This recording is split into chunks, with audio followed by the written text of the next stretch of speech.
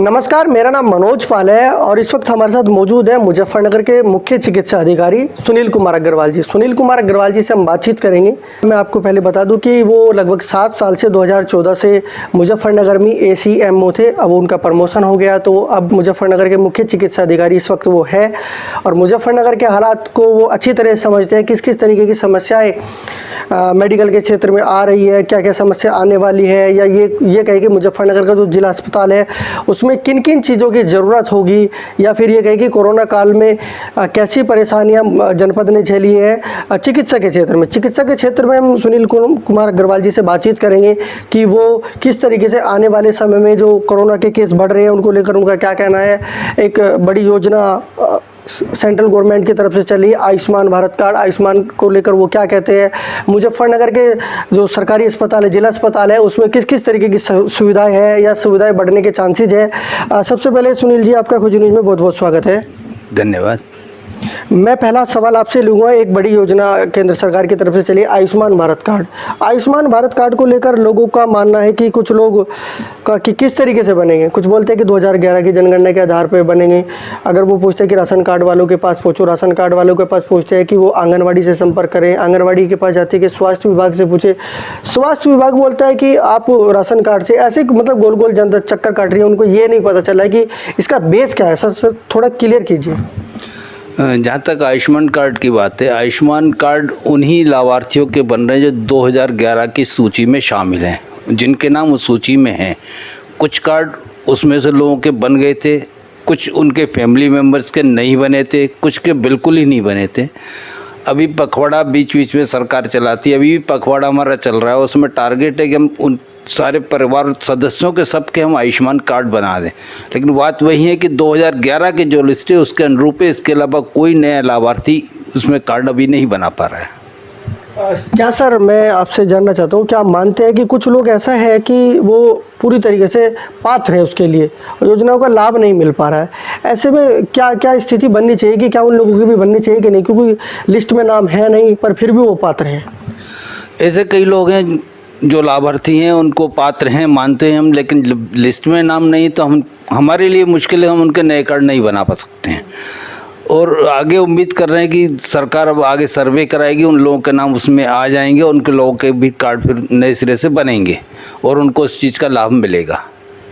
Corona को लेकर एक बहुत बड़ी लोगों के मन में जहन बनता ही जा रहा है कि कोरोना की समस्या दिनों दिन, कोरोना के जो मरीज है वो दिनों दिन बढ़ रहे हैं, संक्रमण का जो आंकड़ा था वो धीरे धीरे बढ़ रहा है। ऐसे में इस चुनौती को आप कैसे स्वीकार करेंगे। कोरोना का जहाँ तक सवाल है, कोरोना काल पूरा मैंने देखा है, पूरे 1 साल मेरे इस कोरोना में इसी ऑफिस में बताया है, पूरा टाइम डिवोट करते हुए कितनी परेशानियाँ लोगों को हुई, कितनी परेशानियाँ विभाग को हुई, हमने बहुत अच्छे से उसको देखा। वही ट्रेंड मैं देख रहा हूँ कि इस बार अब वही ट्रेंड पे केसेस फिर बढ़ने लगे। जैसे पिछली साल मार्च से बढ़े थे, वही ट्रेंड बिल्कुल आ रहा है कि रोज़ केसेस बढ़ते जा रहे हैं। हम बहुत चिंतित है, केसेस बढ़ते जा रहे हैं। हम रोज़ अपनी योजनाएं बदल रहे हैं, बना रहे हैं, टेस्टिंग बढ़ा रहे हैं हर जगह पे। बार बार लोगों को कह रहे हैं कि मास्क लगा के रखें, दूरी बना के रखें, सैनिटाइज का इस्तेमाल करें या साबुन से हाथ बार बार धोएं। इसके अतिरिक्त अब नई योजना सरकार की भी चालू है कि वो कोविड की जो उसमें वैक्सीनेशन की उन्होंने प्रोग्राम बनाया, उस वैक्सीन भी वो लगवाएं, सुनिश्चित करें। हेल्थ केयर वर्कर को हम वैक्सीन करीब 75% लोगों को 78% लोगों को लगवा चुके हैं।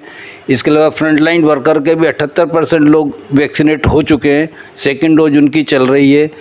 बाकी के जो लोग रह गए उनसे हमारी फिर अनुरोध है, फिर मैं उनसे आह्वान करता हूं कि जो लोग रह गए हैं, सरकारी विभाग के जो हेल्थ केयर वर्कर रह गए, वो सरकारी अस्पताल में आकर के जहां टीकाकरण चल रहा है वहां पे वो आके अपना इम्यूनाइजेशन करा सकते हैं, वैक्सीन लगवा सकते हैं।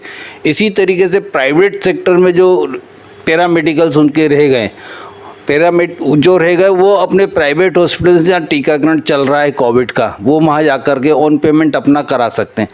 व्यवस्था एक पहले थी, सरकार का एक कोविड पोर्टल चल रहा था जिस पर उसने रजिस्ट्रेशन किया था।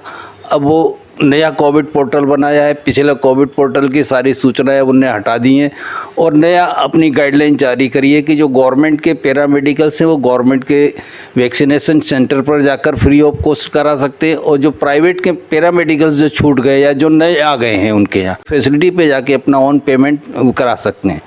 प्राइवेट फैसिलिटी पे जो ऑन पेमेंट की बात है, 250 रुपया पर डोज सरकार ने रखा है, जिसमें से 150 रुपया पर डोज वैक्सीन की कॉस्ट है जो सरकार को जमा होती है, और 100 रुपया मैक्सिमम 100 रुपीज़ वो हॉस्पिटल उनसे चार्ज कर सकता है अपने एडमिनिस्ट्रेटिव कॉस्ट के लिए, जिसमें वो वहाँ पे अपनी सुविधा कराता है कि A5 मैनेजमेंट वो करेगा, अपने वर्कर वो वहाँ लगाएगा, वैक्सीन यहाँ से मंगाएगा, उसकी रिपोर्टिंग करेगा, ये सब काम उसमें उसके लिए शामिल है।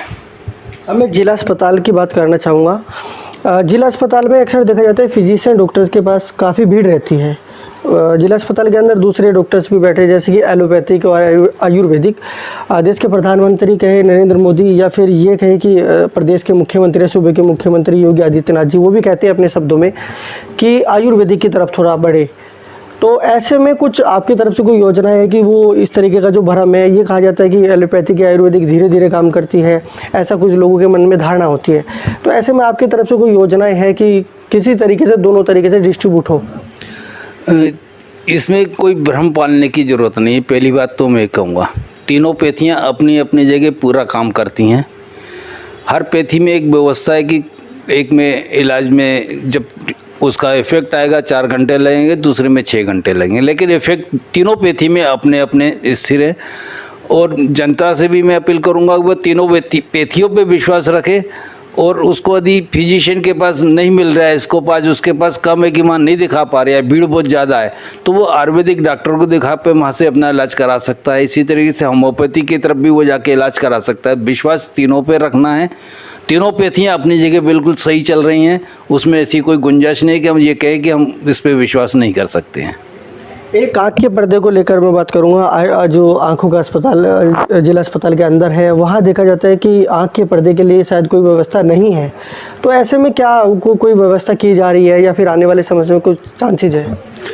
जहाँ तक आँखों के डॉक्टर का सवाल है, इसके पहले आँख के डॉक्टर थे, वो ऑपरेशन करते थे, इसके बाद वो प्रमोट होके यहाँ से चले गए। उसके बाद से अभी तक कोई भी यहाँ पे आँखों का सर्जन हमारे पास नहीं आया है। दिक्कतें हमारे सामने हैं, पेशेंट आते हैं, उनका आँखों का इलाज पूर्ण रूप से नहीं हो पाता है।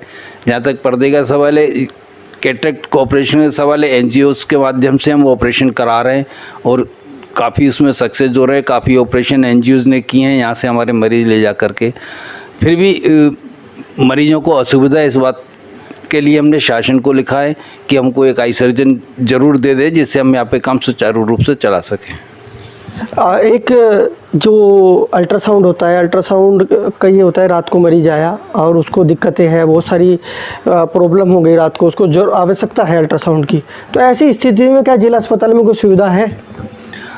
जिला अस्पताल पुरुष में भी 2 अल्ट्रासाउंड चलता है और जिला महिला में भी चलता है। अल्ट्रासाउंड का रजिस्ट्रेशन PCPNDT एक्ट के अंतर्गत होता है, जिसमें यह नियम है कि उसको अपना टाइम खुद सुनिश्चित करके बताना है कि वो किस समय से किस समय तक वो अल्ट्रासाउंड करेगा।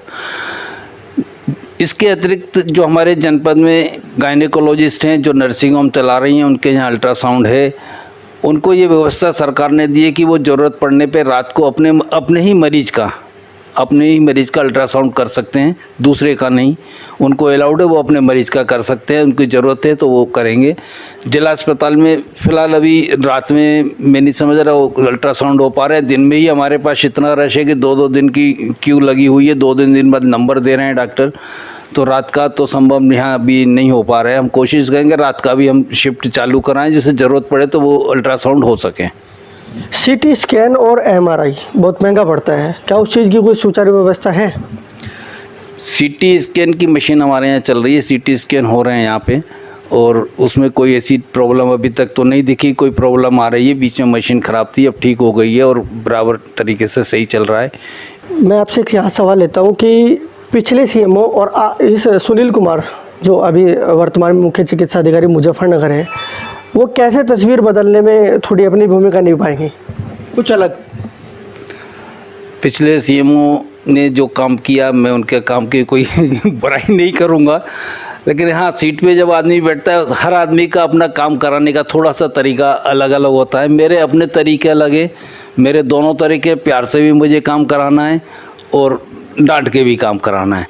कोशिश है प्यार से लोगों से काम कराएं, क्योंकि टीम मेरी तो वही है, मैं उसे डांटूँ या प्यार करूँ, वही टीम है, उसी से मुझे काम कराना है। और मेरा पहला एम है, जो सरकार की योजनाएं चल रही हैं वो धरातल तक पाके उन लाभार्थियों तक मिले, सुनिश्चित मिले कि जिनके वो पात्र हैं उन्हें मिलनी चाहिए।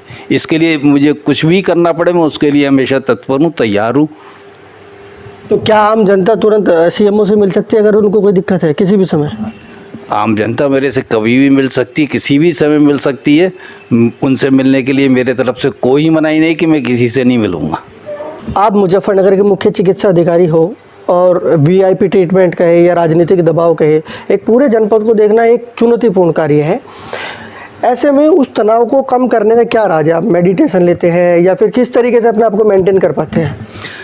जहाँ तक इस प्रश्न के उत्तर का सवाल है, जब से मैंने चार्ज लिया है 1 मार्च से और अभी तक ऐसा मेरे ऊपर कोई राजनीतिक दबाव नहीं है। हाँ, ये बात ज़रूरत है कि वीआईपी ट्रीटमेंट की लोग बात करते हैं, मैं कोशिश करता हूँ उनको उसी तरीके से डील करूँ, उनको उस तरीके से हर संभव उनकी सुविधाएं दिला दूँ। उन्हें चाहिए 5 मिनट में काम, ठीक है 10 मिनट में मैं उनका काम पूरा करा दूँगा। मैक्सिमम अभी ये है कि वैक्सीनेशन कराना है, बोले साहब आ जाए, मैं खड़े ना रहना पड़े। फिर भी लोगों को समझाता हूँ, बोले देखो मत 10 आदमी खड़े हैं, 11वें आप हैं, 11वें को आपको पहले ही भेजूँगा, बाकी के 10 को भी मेरे को देखना है। 5 मिनट आप इंतज़ार करें, 10 मिनट से ज़्यादा का समय नहीं लगेगा आपको टीकाकरण होने में। तो राजनीतिक दबाव तो नहीं है, लेकिन हाँ ये तो वीआईपी कल्चर है तो वो तो चलता रहेगा। और इस कल्चर को यदि हम इस तरीके से लेके टेंशन में लेके रहें तो फिर हम शायद बाकी काम और भी ना कर पाएंगे। मैं बड़े हंसी खुशी चीज़ों को लेता हूँ, हंस के सारी चीज़ें दिन भर में निकाल देता हूँ। रात को कोई टेंशन नहीं, आराम से सोता हूँ, सुबह फिर फ्रेश उठ के वापस अपने काम पे लग जाता हूँ। आजकल के युवाओं के ऊपर एक बहुत बड़ा तनाव होता है, उनको लगता है कि काम भारी हो गया, कुछ युवा आत्महत्या जैसी स्थिति में पहुंच जाते हैं। ऐसे में उन युवाओं को क्या संदेश देना चाहेंगे आप? मैं ऐसे में उन युवाओं को संदेश देना चाहूँगा कि वो किसी भी कार्य से, जो वो कार्य कर रहे हैं, अपनी पढ़ाई कर रहे हैं, जो भी कुछ कर रहे हैं, उसके ऊपर अपना ध्यान केंद्रित करें। उसके अतिरिक्त बाकी चीज़ों पे से अपना ध्यान हटा देंगे तो वो कभी भी तनाव के अंदर नहीं आएंगे।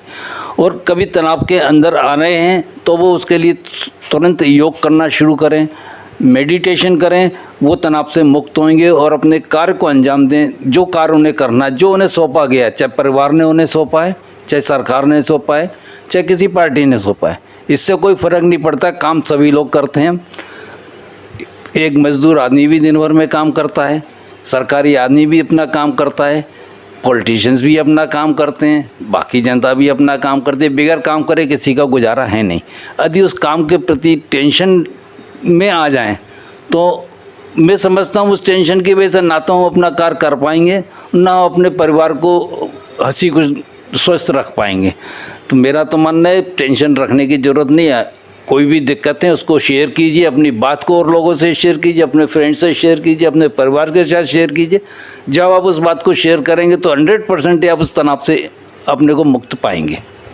एज ए सीएमओ बढ़ते कोविड को लेकर आप मुजफ्फरनगर की जनता से क्या संदेश देना चाहेंगे? मुजफ्फरनगर की जनता को कोविड को देखते हुए मुजफ्फरनगर की जनता को फिर एक ही संदेश देना चाहूँगा। जैसे पिछली बार कोविड ने पैर पसारे थे, हमने लॉकडाउन देखा, 3 महीने लॉकडाउन चला, हम लोग घरों के अंदर बंद रहे, सड़कें बिल्कुल सन्नाटे में थीं। ये स्थिति दोबारा से नहीं आए, इसके लिए ज़रूरी है कि हम अपने आप को वैक्सीनेट कराते रहें, मास्क का ज़रूर इस्तेमाल करें, 2 गज की दूरी भी बनाए रखें, साबुन से हाथ बार बार धोएं। जब भी आप कोई खाना खा रहे हैं या कोई और काम कर रहे हैं तो उसके पहले अपने हाथ ज़रूर धोएं। साबुन से नहीं धो पा रहे हैं, सैनिटाइजर का उपयोग करें, लेकिन हाथ ज़रूर साफ़ करें। ये 3 उपाय बहुत ज़रूरी हैं कोविड को बचाने के लिए। और मेरी अपील है, आप तीनों उपाय यदि सुचारू रूप से करेंगे तो मैं निश्चित तौर पे कह सकता हूँ कोविड पिछले साल जितने पैर पसारे तो उतने पैर पसार नहीं पाएगा। तो ये थे हमारे साथ मुजफ्फरनगर के मुख्य चिकित्सा अधिकारी सुनील कुमार अग्रवाल जी। सुनील कुमार अग्रवाल जी ने बड़ी अच्छी बात कही कि बढ़ते कोरोना को रोकने का हमारे पास सिर्फ एक ही उपाय है, 2 गज की दूरी, मास्क है ज़रूरी, या साबुन से बार बार हाथ धोना। और जो वैक्सीन मुजफ्फरनगर कहीं या पूरे देश में जो लगाई जा रही है, वैक्सीन समय समय पर लगाते रहे, 2 डोज आ रही है। लगभग जो एक आंकड़ा दिया गया था सरकार की तरफ से वो वैक्सीन का लगभग पूरा किया जा रहा है धीरे धीरे। तो वैक्सीन पर भरोसा रख के भारत सरकार की तरफ से जो वैक्सीन जिले के सभी अस्पतालों में भेजी जा रही है उस पर पूर्ण भरोसा रखें। सुनील कुमार अग्रवाल जी, खोजी न्यूज़ से बातचीत करने के लिए आपका बहुत बहुत धन्यवाद। थैंक यू, धन्यवाद।